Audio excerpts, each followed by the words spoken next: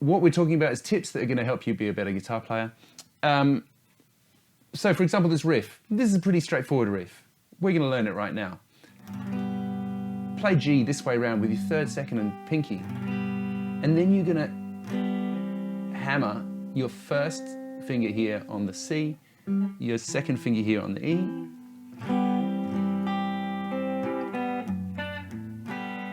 It's a pretty straightforward riff, right? It just basically goes C, D over F sharp, G, right?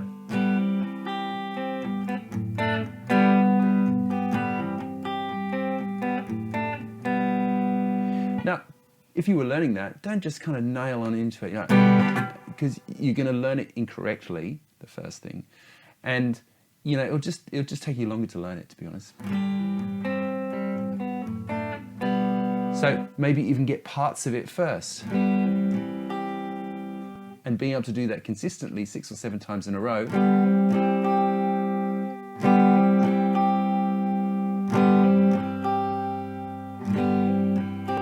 So what I'm doing here with my third finger is I'm actually muting the 5th string, the A string, right? And then I'm thinking about how am I going to get to my D, so. Right, so I've got G. Right?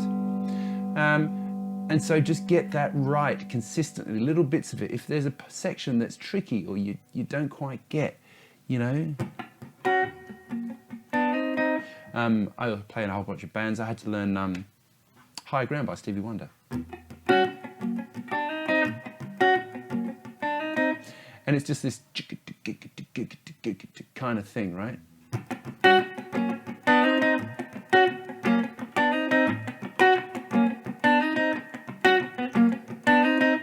And so there's actually quite a lot going on there. We've got some k-k-k-ks, you know.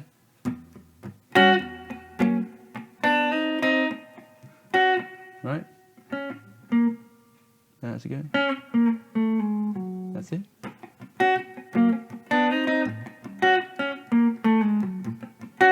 So how I learnt that was just, you know, just getting that first.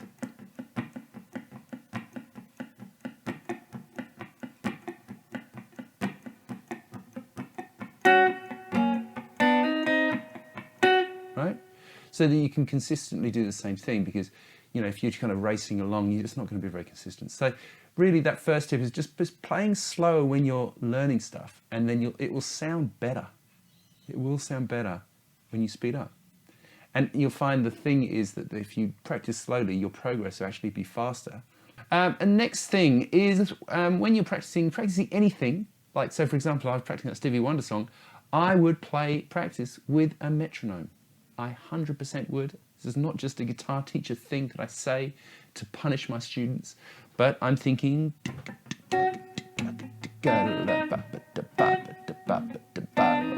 all the time, and for every single thing. So I always recommend that if you're going to practice, right, practice is different, a little bit different to just playing, right?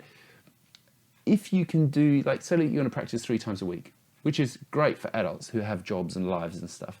If you can do 3 times for half an hour a week, I reckon that's awesome, right? Actual practice, sitting and concentrating and practicing, right? I think that would be terrific.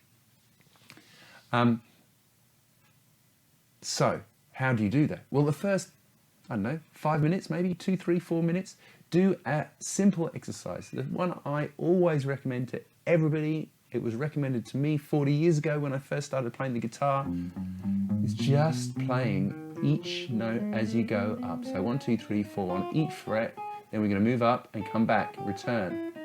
Right? Tick, tock, tick, tock, tick, tock, tick, tock, tick, tock, tick, tock, tick, tock, tick, tock, tick, tock, tick, tock, tick, tock, tick, tock, right? That kind of thing. I do that every single day before I, you know, start teaching guitar. I actually didn't do it this morning because I was busy making coffee. So let's just have a little bit of sip of that. This is a great exercise. Really, really awesome. And really easy, but you must use a metronome because it will help you see how you're going with the exercise. It's really great. Really, really, really great. and you'll instantly improve, 100%. Now, on that, something I would say is that it's not a bad idea actually to record yourself when you're doing these things, right? So, I mean, everybody's got a phone nowadays that can record, right? So you put the metronome on the phone, like just Google metronome, a metronome will come up. Click, click, click, click. Press return, record at the same time.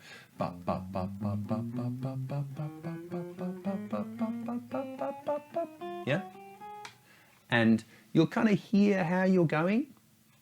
Because sometimes when you're playing, even if you're doing an impro or you're practicing a tune or whatever, when you're practicing it, like there's a lot of things going on. Like you're getting the fun of playing the guitar, which is awesome.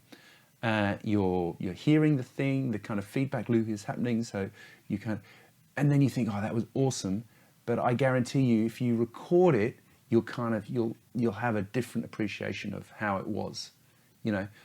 Certainly I've had experiences of that where I'm like, oh, this is great, and then I'll just better record a bit just to see how I'm sounding, and you're like, oh, well, that's not quite how I want it, or not quite as good as I thought I was, is usually the thing. So, yeah, so do that. And whilst we're thinking about that, actually, I'm going to sound pretty new age here. The more of your body that is in the music, the better you play the music. Right, so what I mean by that is, so let's say I'm doing an exercise like that, and I'm going ba ba ba ba ba ba ba ba. Now, what do you notice? I didn't really notice I was doing it before, but I was going bum bum bum bum bum bum bum bum bum bum bum bum bum bum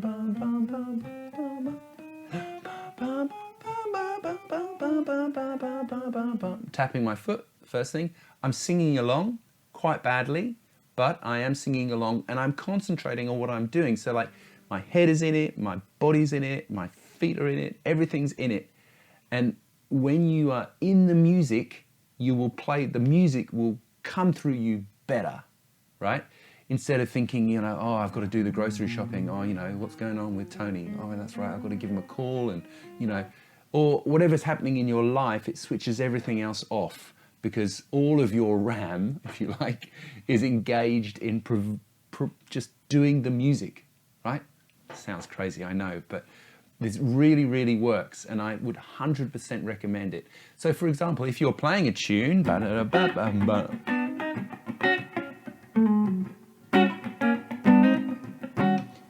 and if you're playing a tune and you're there, I'm thinking,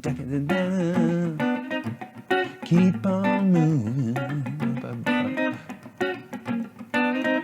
And you know, I'm tapping my foot at the same time and all that kind of stuff, and it will just sound better because like all of you is devoted to doing the thing. You like that one? You like that one, Blake? Be in the music, man. Be in the music. You don't have to do the jazz hands. It's not required.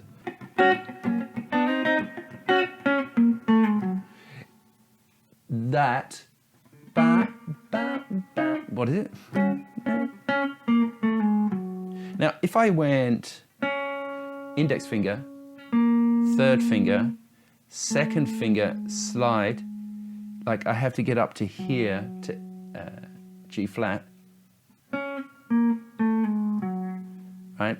It's da da da da da. I could do that, but the slide is cool, right? And then I'm kind of out of position, right? So da, da, da, da, da, da. So instead, play the third finger, play here the A with your index finger, then you slide to A flat, and then you've got G flat just underneath. So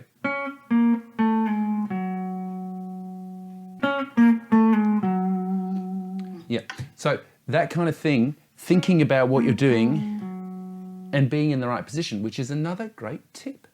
Being in the right position, something that this 1, 2, 3, 4 thing helps you get is just always one, like we've got 4 fingers. The guitar is designed for people, apart from Django, for this, right? You can see that. So wherever you are,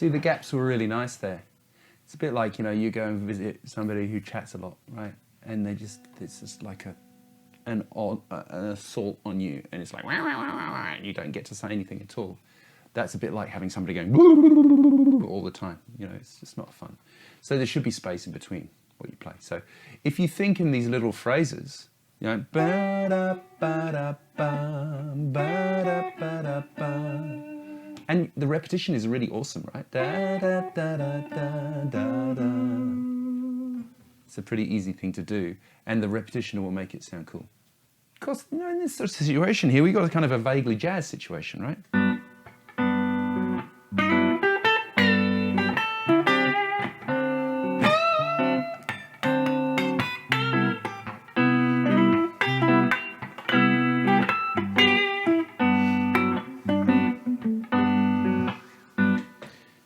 What I did there was I varied the attack on the pick and how I hit the strings. It was quite cool. It was a bit pick squealy, then it was a bit straighter.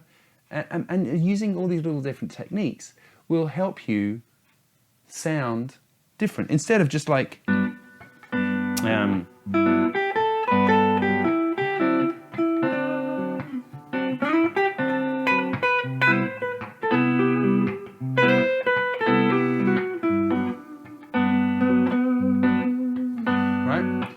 So,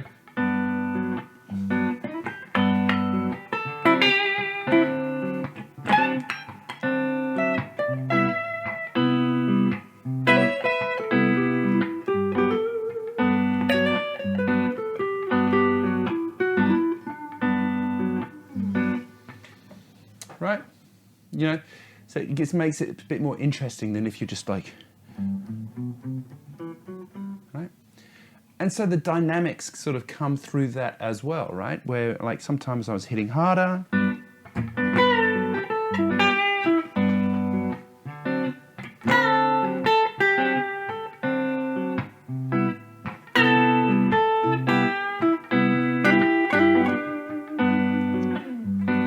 Nice, eh?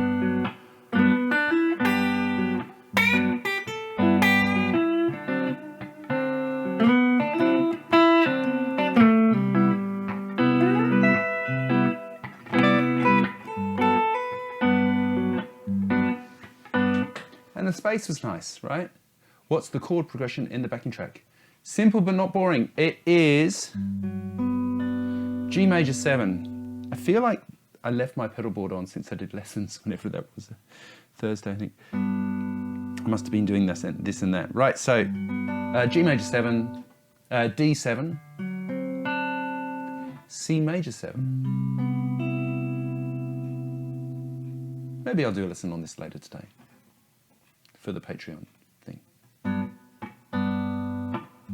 Vibrato is the next thing I wanted to talk about.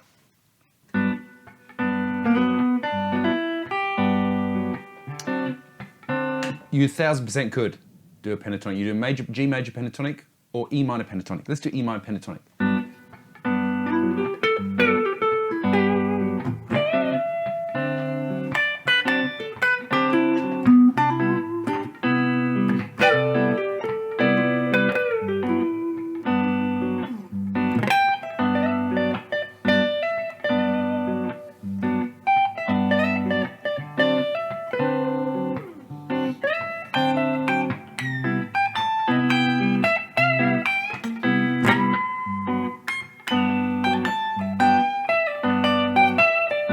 Yeah, the vibrato, that's what I was going to talk about.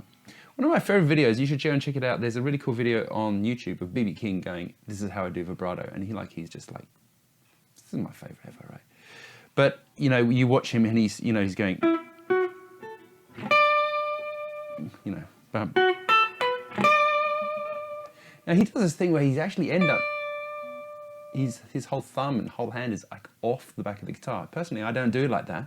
But I mean, he's pretty good, B.B. King, right? You know. So maybe I should. But how I do it is I kind of anchor, and the bottom of my hand kind of does this wow, wow, wow thing. Yes, the BB box. Well, that's why I did it, right? See, B.B. King. So it's all this sort of subtext that, you know, I don't even know I'm doing. So.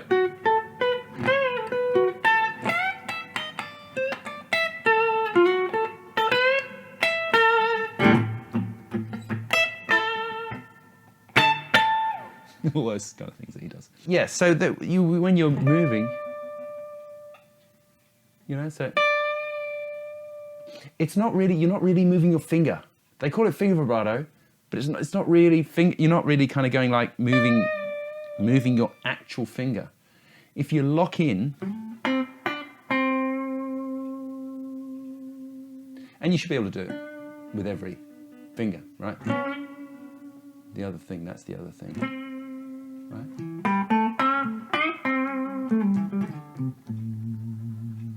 right? Right? I feel like at the end of every single phrase, it's really good to play a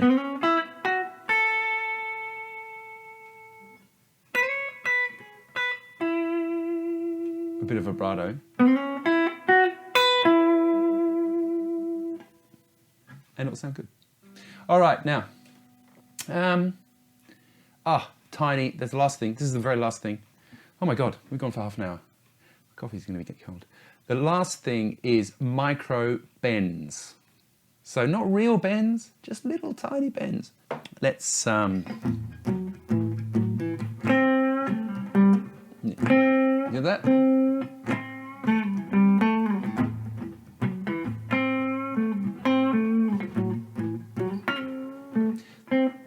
Like, so just kind of pull at the string a bit. So you're not really going all the way from C here to C sharp. You're kind of just going to C and a quarter. So that when you have that 1, 2, 3, 4, right? It's a cool sound. It's better cool than going. Suddenly if you go, it's like, oh, hello. It's a great sound. So, and obviously it comes from blues, but you could do it over my little thing here. You know?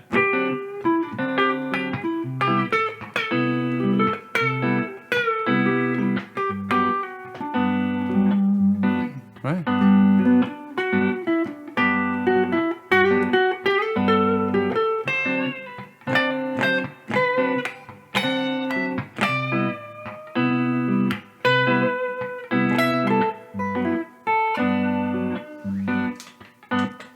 I don't know where this backing track came from, but I quite like it. It's quite fun.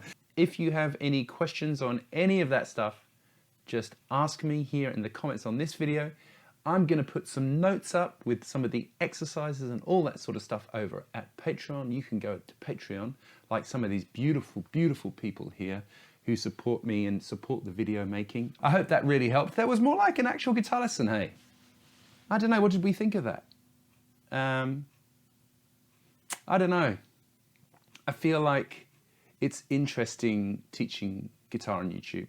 A lot of my lessons are very transactional sort of things, right? So you want to learn how to play Rhiannon, Simon Morrell, Rhiannon guitar lesson. And then it comes up, I show you how to play Rhiannon, and then you go home, right? And it's awesome. Like, I love learning songs, it's great. But it's quite hard to sort of do this without the feedback from the other side of the camera. Do you know what I mean? Like, so this kind of thing, I think, is pretty cool. Maybe I should do more live streams. Okay, I will see you then. Thanks so much for your support. I really do appreciate it. And I will see you next month for another live stream. All the best. Ciao. Bye-bye.